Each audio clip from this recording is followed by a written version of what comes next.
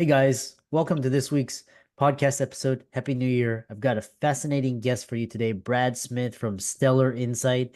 He's got a really interesting story, and today we're going to talk about business growth, business achievement, intuition, which is really interesting, and his personal journey and insight as a founder and CEO. So, Brad, welcome.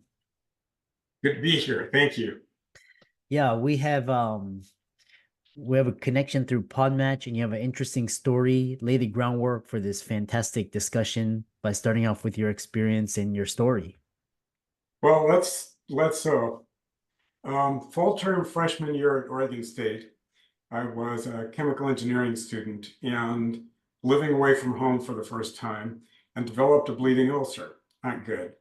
And I didn't know how bad it was until I got to the doctor. And he literally changed my life in three sentences. His first one was, "Gee, Brad, if you'd have waited 6 weeks to come see me, you'd have bled to death." So he completely woke me up, if I wasn't already. And then he said, "You'll never eat strawberries, corn, or lettuce, or anything with roughage ever again in your life." And that my internal response to that was, "Fat chance, buddy, that's not happening." And then because I like strawberries. And then he said, and this was the pivotal one, "You have a psychosomatic disease. Your emotions affect the severity of your symptoms." And in that moment, knowing that I had the chance to bleed to death, literally, because it was bad, um, I took on the commitment to conquer the disease. Well, that I didn't know how. I just knew that emotions were malleable to some extent. And as I took courses in psychology, and then eventually understood within a year or so that we can rewire our emotions. And from that, then, over a period of 4 years, I got the bleeding stopped in about a year. I got the pain, which was constant, stopped within about 3 to 4 years, down to where it was at least episodic and intermittent. Through a year, I would have two or three times where it would flare out. So I changed my diet. The medicine didn't work. And over time, so eventually, 29 years later, at age 47, I tracked down all the memories so that they gave me the ability to look at patterns in my life and then go back into the internal causes of them, if you would, the subconscious programming that's there. And I'd recognized I was the only one that was suffering. I was the one that had made the decisions. And so I went back in with hypnosis and reprogrammed a specific memory from about 10 or 12 months old at my first spanking. And we're reworking that within a year. All my symptoms were gone, like gone. So what I learned out of that was we are designed, if you would, as human beings to rework who we are, take our programming, because we show up and we're blank and we're sponges. And so until we hit about age 5 or 6, when the analytical mind shows up and starts working, we are open sponges and we suck in everything, all the good stuff, all the bad stuff. And it's all there. And we can either be victims to it or we can conquer it. So that's the foundation. Pattern watching, reworking the subconscious, reworking the conscious mind, and be choosing to be who we want rather than reacting. So if you have negative reactive emotions, they're programming from your early childhood. You may not think they are, but they are. Uh-huh.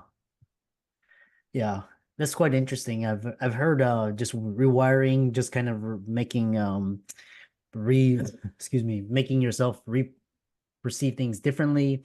That's all of that is really interesting.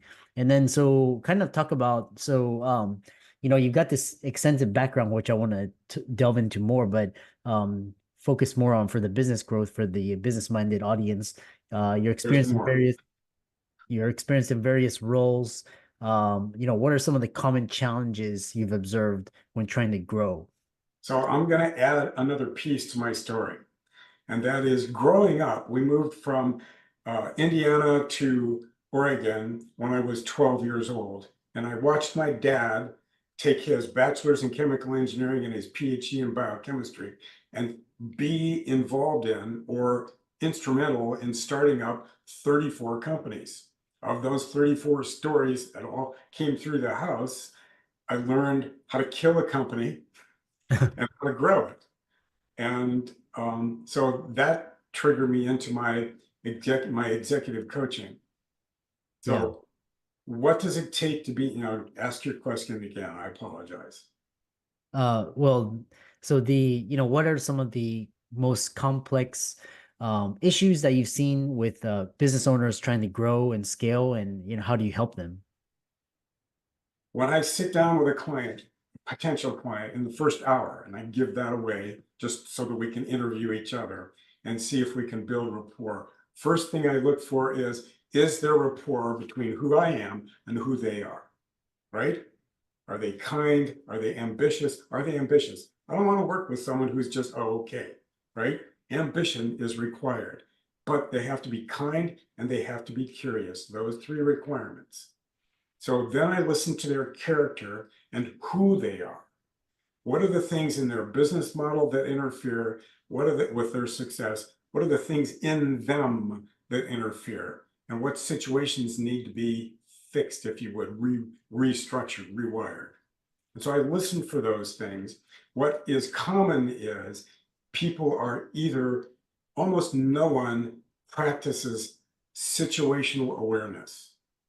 No one. And so if someone learns that they have an issue there and they are willing, I'm a 27, 28-year meditator. And all that is sitting down, closing your eyes, and practicing internal and eventually external awareness. If I know my current situation and I have a goal, the difference between where I'm at and where I want to be is a pathway of a set of processes that I have to instigate and put into place. Do I delegate well, or do I have founder's dilemma and think I'm the only one that can do it, right? So have I learned to delegate? That's often what I have to teach my clients. How do you delegate? How do you hire? How do you plan out the hiring? So I have a process I call the plate exercise. What have you got on your plate? Everybody that's listening, do this. What have you got on your plate that you have no business doing? Someone else that's way cheaper than you are per hour can be hired to do that. I don't care if it's a CFO or an accountant, whatever. Hire somebody else to do that that's better at it than you are. So learn how to assess people, learn how to understand what works and what doesn't work, and you can build it out from there. Then you take everything that's on your list of I have no business doing and turn that into a hiring list. And then from there, hire the people that are going to be better than you Mm. and then train them. Yeah. Yeah. So well said. So kind of moving on to the next question is this idea with where you basically you talk about theory to practice in business, and you say everything's a theory until you can experience and consciously repeat the experiment and share a real life example. Well, the first real life example of I had the theory that my colitis, my bleeding, could be stopped by rewiring my emotions, right? And so I went in after that. Did it take me a long time to learn it? Yes. So had I had a mentor like Brad to teach me how to do that, I could have shortened the process up to about 6 months, literally 6 months, maybe a year, right? At the most. And that's only depends on your speed of learning. How long does it take you to go from an intellectual realization to an emotional realization to a reworking of the situation? There's a time involved. So, okay, I wandered off. Go ahead. What else? Yeah, and I love that. Next question is you talk about leadership and business achievement, and in your view, of how does the character of a leader directly influence success or failure of a business? What qualities do you think are most crucial for a leader in today's environment? Okay, let me put it this way. It's a question. Can you grow a company very far beyond the limitations of the leader? No, ever. So if you've got issues, it's either you or your executive team that are having issues. And if you're blunt and honest and kind about how you open yourself up to that, right? Work your way through those blocks. Look at the patterns around you. What are the issues in the business that are recurring? And recognize you're part of the issue. I watched my very first job, well, one of my first jobs was in a retail store. And I watched the manager of that store not just hire people that were around him that were clones of himself, but just the people that would show up to interview were reflections of his issues. It didn't mean he was a bad person, he was a good person, but it's like his issues just showed up in the people, if you would, synchronistically to show up to interview and say yes to the interview. So Hmm. one Yeah. of my heroes in that area is Abraham Lincoln had enough courage to have people in his cabinet that were opposite of what he saw. Did he always do what they said? No, but he listened to them. Yeah. Yeah, I love that. Um, yeah, I think leadership in today's business environment is very complex, and I think it's not for the faint of hearted. What really fascinates me talking to you is this deep intuition, and I use my intuition a lot. And so how does one develop intuition? What is it? How can it be a game changer for leaders and innovators? Okay, so Chris, I'm going to go back a moment and add one more thing to the leadership. Leadership is about inspiration. And if you can read someone else, which is part of intuition, you find out what's important to them and you line up what's important for the business and what's important for that person, and you inspire them to their best. Hold people accountable to their very best. I had a list of values I had in my company, and for the few times I've had employees, every year I have them list out their top 10 or 15 um, ambitious values and goals that they're ambitious in, and then rank themselves, and then at the end of the year rank themselves again. Where are you in integrity? Where are you in honesty? Where are you in work ethic? All of those things, right? So that's one way to get alignment. Now I keep falling off track. Now intuition. um I started meditating 27 years ago, 28 years ago. Um, and one of the evolutions is intuition happens. We have 5 brainwave levels. I don't know much about one of them, gamma, but I've studied the other 4. We do our analytical thinking in the beta brainwave level. We do our daydreaming, if you would, like taking a shower when ideas pop in. That's the alpha brainwave level. The theta brainwave level is described as the top level of a sleep cycle, and delta is the bottom 30 minutes of a 90-minute sleep cycle. So if you go to sleep, you're in theta, and then you go deeper. And you can train your brain over time into holding those open. So I've gotten to the place, because I've worked that way, I can consciously move my brainwave level down to the theta and even into the delta brainwave level and hold it open during a conscious conversation like this. When you have availability to theta on an ongoing basis, you've opened up intuition at a much deeper level. When is it that you have your epiphanies? Almost always, what's happened is your soul, if you would, is feeding you information, and then everything lines up, and you go, oh, that makes sense, and that's why. And you don't have to have any doubt about knowing that.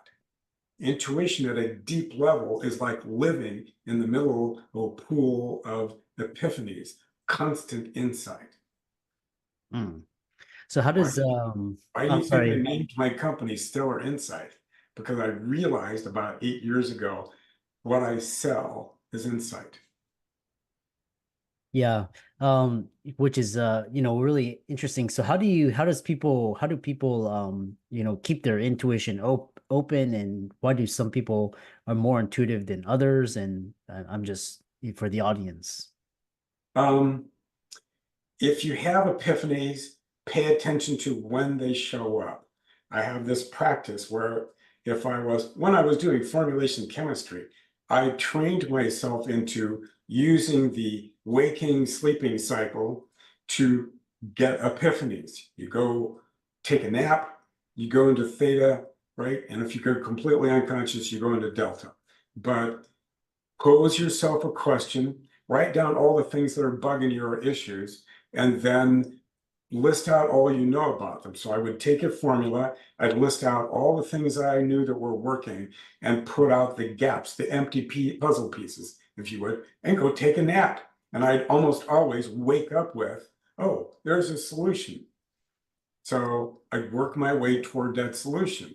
And I would train myself to use that time. But over time, if you're doing meditation, so request of everybody, find a method and do it every day. And whatever it is, doesn't matter whether it's Zen, counting breaths, doesn't matter whether it's binaural beat, I use that. It doesn't matter if it's mantra, I also use that, like transcendental meditation. I use those in combination, and I have found that our consciousness has a muscle in it. Okay. The muscle of presence. Am I more present? Am I less present? So if you can make yourself more present and consciously do that, you're exercising the end goal of meditation, which is to be able to regulate your consciousness in and out of presence. And then over time, get to the place where you can put an and in the middle so that you can be not present and present simultaneously. There's the higher level. Mm, interesting. And the not present is where the intuition shows up, right? Mm, So I think of my subconscious mind as a pool of information connected to, if you would, the collective subconscious. So my subconscious is my connection to that. And my dream state and my sleeping state are a pool. So the surface of the subconscious, if I have a problem, I will put a piece of my awareness there and wait for the answer to show up. And mm, if you're waiting for answers to show up, over time, if you practice that, your intuition will deepen. mm. I love that. How does fear, worry, and trust play? Because sometimes you don't get answers when you use this method. Patience is a good skill. Patience and waiting. If you're older than 8 years old, you can build patience, right? Maybe I have some kittens in the house, so they're not very patient yet. But um, so emotions, we're built this way. We have a physical body, we have an emotional self, we have an analytical self, analytical mind self, we have an intuitive self, and we have above that, depending on what you believe or experience, you have a spiritual self. That's the more eternal part of you. Okay. Mhm. These are, I describe my body as a Chrysler. I apologize, or whatever, a Yugo, right?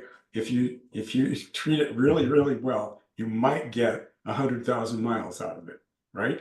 100 years.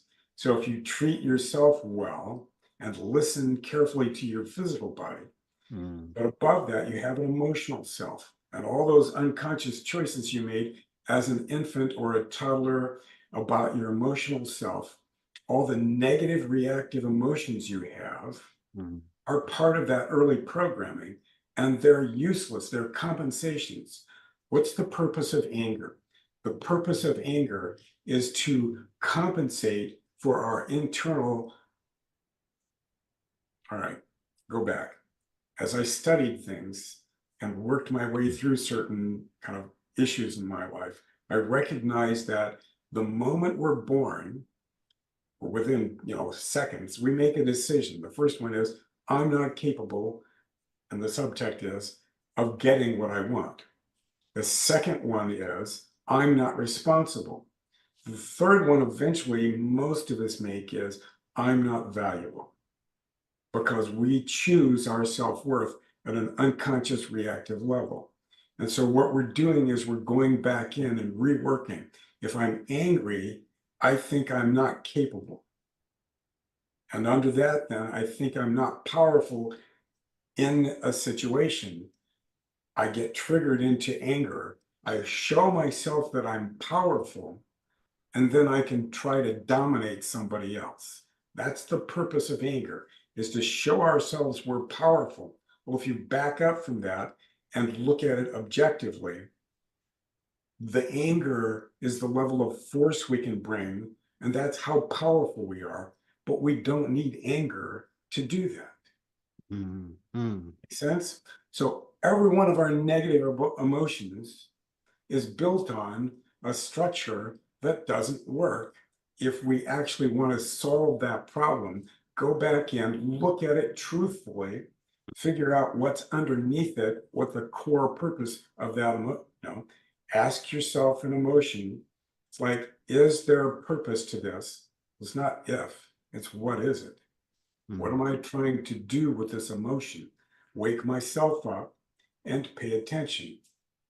mm. So my wake up at 18 took me on a very long trail. Yeah. Do you ever have situations where you tap into your intuition and there's no answer? Like just Oh, the universe gives you the answer? repeatedly. Right. But Mm, that's not because the answer isn't there. It's that I haven't done the work necessary to prepare myself for the understanding. mm. So then what do you do under those situations when you get no answer? Um, well, almost always there's no answer immediately. So I'm just patient. I hold that question out over my subconscious and I Mm, wait for the answer. Do I repeat it on a daily basis? Yeah, I repeat it on a daily basis mhm, just before I go to sleep at night. mm, And if I do that, eventually my subconscious will say, oh, there's a need for an answer here. I'll bring it up and bring it to the surface of the pool and mhm, let Brad understand. Interesting. Yeah. It kind of reminds me of this Bruce Lee saying, when the student is ready, the master appears. It's kind of Exactly. Exactly. yeah. Very fascinating. How can people find out more about you and check out you? I know you got a YouTube channel and you're on LinkedIn and check you out. If they want to go to my website, stellarinsightinc.com, it's long. So stellarinsightinc.com. I have a lot of material on there. Your YouTube will be on it in a little while, and some of the others that I've been on. And I have things that I talk about. So I Yeah. have a master class that I'm offering um, on deep intuition, and I want people to go through that. It takes about a year and a half for the brain to recalibrate and the energetic system to recalibrate and Mhm. train into that. So it takes time. Yeah. Be patient, be persistent. Yeah, I love that. And yeah, for all the audience out there, it's really interesting what Brad's done, taking this intuition and kind of bring it to business growth. For all the audience out there, check out Brad's YouTube channel. It'll be in the links in the show notes. And with that, thanks so much for coming onto the podcast. Thank you.